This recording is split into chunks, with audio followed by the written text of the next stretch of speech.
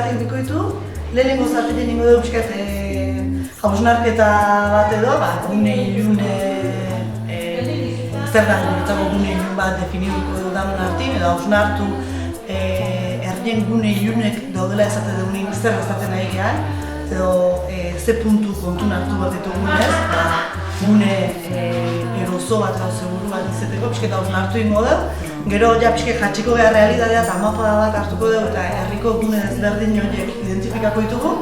Eta gero ja bigarrengo zatitik izango litzeke gune horiek bisitatzea gutiek eta atea ditugun irizpide horiek betezien edo ez, ikustia eta horiek hobetzeko zer egin dezakegu aztertzia.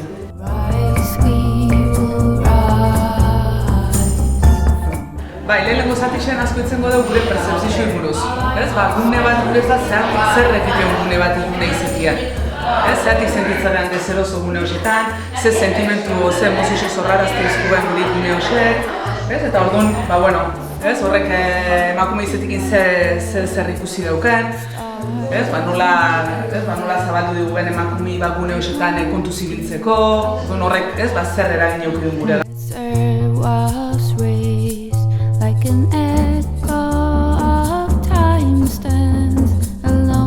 Ikasleek etorri die, herritarrak etorri die, jabetze eskolatako autodefentza ikastaroko jende etorri da, orduan maila pertsonaletik kolektiboa eta danon hartin hitz egitea, eta danon hartin irtenbide bat aurra ematea, hori dara positiboki gaurko ekimenen.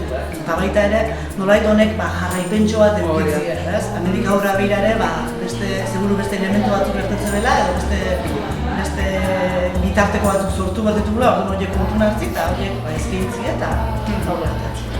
Garrantzia hori sematu zugulako, norbeak inberdun lan horri eta geuk barrutik inberdun lan horri garrantzia eman eta guztie, gure lanketikin eta bildurren percepzio hori burutik entzikin, askoz seguro sentiko gehala eta lan horri garrantzia eman.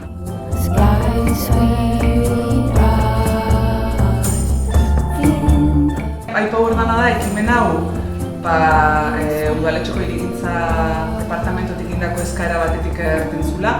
Behasik ezko zuelako, gai honi heldu nahi zizobela, nahi zebela kontutan hartzea, berze punto zuzendu lehik ezin. Orduan gupetatzen duna da, gero honek egutko bere eragina.